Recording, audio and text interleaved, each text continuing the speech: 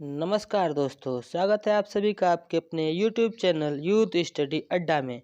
मैं अंकुर आज आपके लिए लेकर आया हूँ हिंदी की डिटेल्ड क्लास का सबसे पहला चैप्टर, जिसका नाम है भाषा तथा व्याकरण। तो चलिए बिना समय गंवाए वीडियो की शुरुआत करते हैं। तो स्टार्ट करते हैं वीडियो। चलिए, तो भाषा तथा व्याकरण। भाषा क्या है? तो भाषा शब्द की व्युत्पत्ति संस्कृत के भाष धातु से हुई है, जिसका अर्थ है बोलना या कहना। मतलब क्या है कि भाषा शब्द जो है वो संस्कृत के भाष धातु से उसकी उत्पत्ति हुई है, और भाष का अर्थ होता है बोलना या कहना। ठीक है। दूसरे शब्दों में यह कहा जा सकता है कि भाषा जो है वो अभिव्यक्ति का एक माध्यम है। ठीक है। भाषा क्या है? भाषा अभिव्यक्ति का एक माध्यम है। ध्वनि, शब्द, वाक्य तथा अर्थ इस भाषा के क्या है? तत्व है या अवयव है। ठीक है। ध्वनि, शब्द, वाक्य तथा अर्थ इस भाषा के तत्व या अवयव है। ठीक है। चलिए, इसकी परिभाषा अगर देना हो तो परिभाषा कैसे दिया जाएगा? तो देखिए, परिभाषा क्या है? भाषा वह माध्यम है, यहाँ देखिए मिसप्रिंट हो गया, भाषा वह माध्यम है जिसके द्वारा व्यक्ति अपने भावों, विचारों और संवेदनाओं को व्यक्त करता है।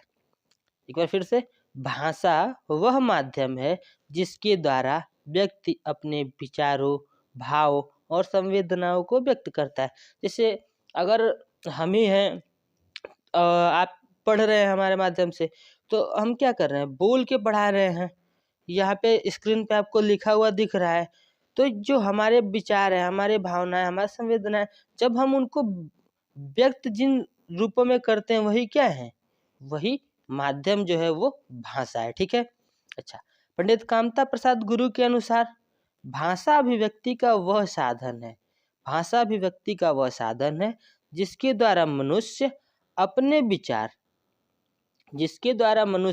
विचार दूसरों तक भली भांति प्रकट कर सकता है तथा दूसरों के विचारों व भावों को स्पष्ट समझ सकता है। अब देखिए, जैसे मान लीजिए हम जो भाषा यूज कर रहे हैं वो हिंदी है, तो आप भी हिंदी में समझते हैं, हम भी हिंदी समझते हैं। तो हम बोल रहे हैं हिंदी में, तो आप समझ ले रहे हैं, आप बोलेंगे तो हम समझ लेंगे। तो ये जो भाषा है वो क्या है? इस भाषा के माध्यम से हम क्या कर रहे हैं? तो एक दूसरे की भाव, विचारों और चीज़ों को क्या कर रहे हैं? समझ ले रहे हैं, वो भी स्पष्ट तरीके से। तो इस प्रकार हम यह कह सकते हैं कि भाषा वह माध्यम है जिसके द्वारा व्यक्ति अपने विचारों, भाव और संवेदनाओं को व्यक्त करता है। ठीक है। चलिए, भाषा का रूप भाषा का रूप जो है वो उच्चारण तथा लिपि के माध्यम से प्रकट किया जाता है। अब भाषा का रूप उच्चारण और लिपि के माध्यम से प्रकट क्यों किया जाता है? तो देखिए, किसी भी चीज को व्यक्त करने के लिए कुछ संकेतों की जरूरत होती है। ठीक है। जैसे अगर हमको एक गिनना है तो हम एक उंगली दिखा सकते हैं, कोई एक वस्तु दिखा सकते हैं, या ब्लैक बोर्ड पे एक लिख कर ऐसे ऐसे एक लिख कर भी हम दिखा सकते हैं। ठीक है। तो वही कह रहा है कि भाषा का जो रूप है वो उच्चारण तथा लिपि के माध्यम से प्रकट किया जाता है।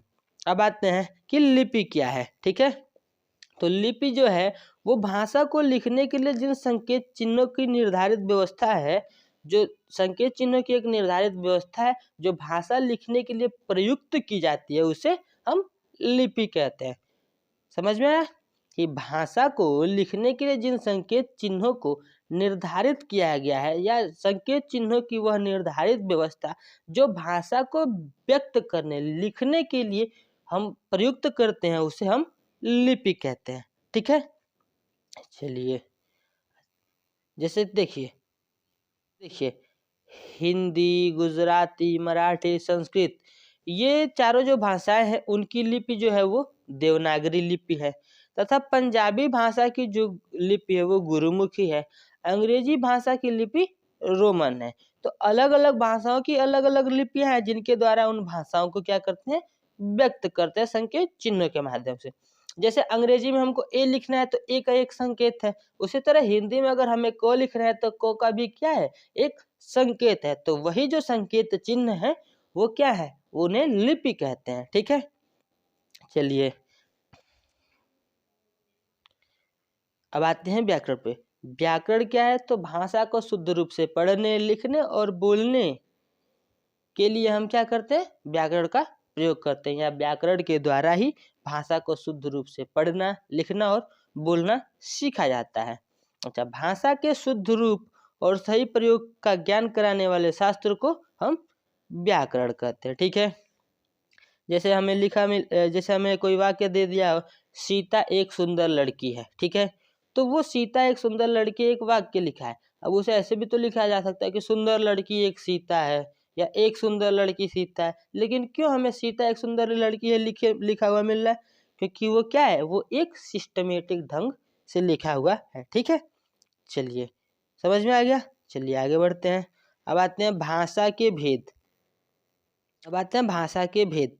भाषा के मुख्य जो होते हैं वो 3 भेद होते हैं। ठीक है, पहला होता है वर्ण विचार, दूसरा होता है शब्द विचार और तीसरा होता है वाक्य विचार। ठीक है, वर्ण विचार, शब्द विचार और वाक्य विचार। ठीक है, तो अब चलिए इनके बारे में पढ़ते हैं। तो शब्द विचार क्या है? जो वर्ण विचार है उसके अंतर्गत हम ये जानते हैं कि वर्णों के आकार क्या हैं, उनके प्रकार कैसे हैं, उच्चारण उनका कैसे करते हैं और वर्णों के मिलने से कैसे शब्दों का निर्माण होता है।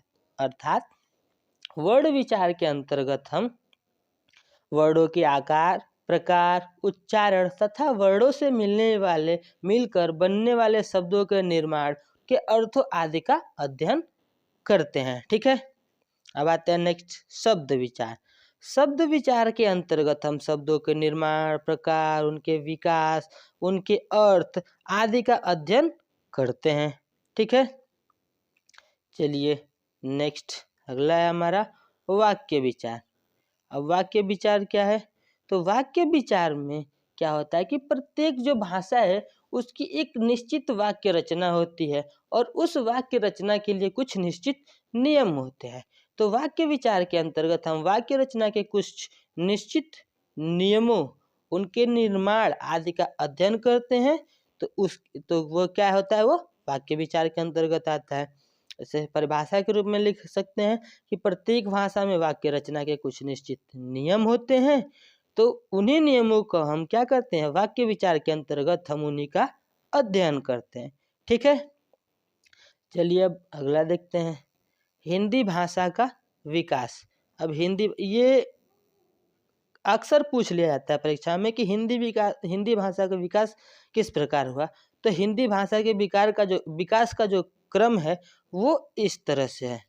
ठीक है, तो हिंदी भाषा का विकास सर्वप्रथम तो हिंदी भाषा का विकास संस्कृत भाषा से हुआ है, जिसका क्रम क्या है कि पहले संस्कृत, उसके बाद से पाली, फिर प्राकृत, फिर अपभ्रंश और फिर हिंदी।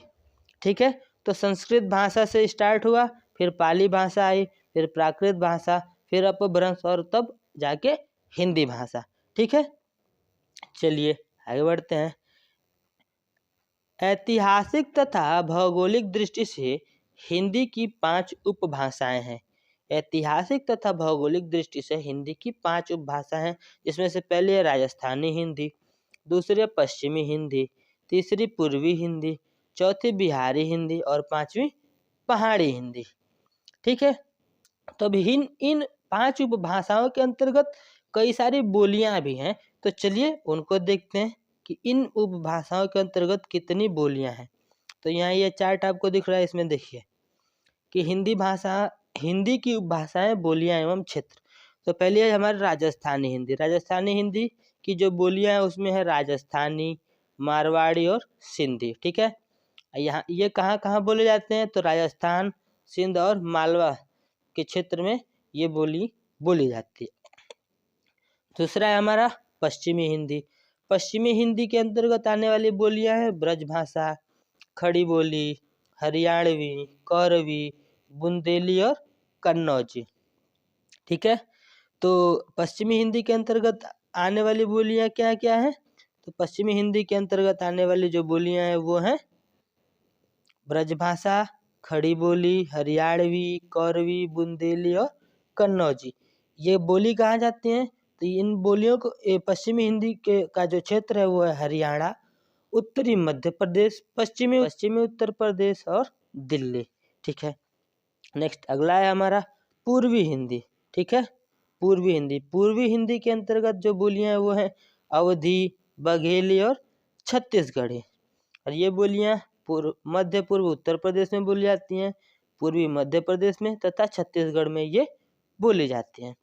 अब आते हैं अगला बिहारी हिंदी। तो बिहारी हिंदी की जो बोलियां हैं वो है भोजपुरी, मगही और मैथिली। तो ये जो बोलियां हैं वो बिहार और झारखंड में, और जो भोजपुरी है वो पूर्वी उत्तर प्रदेश में भी बोली जाती है। ठीक है, इसके बाद नेक्स्ट अगला आता है हमारा क्या, पहाड़ी हिंदी।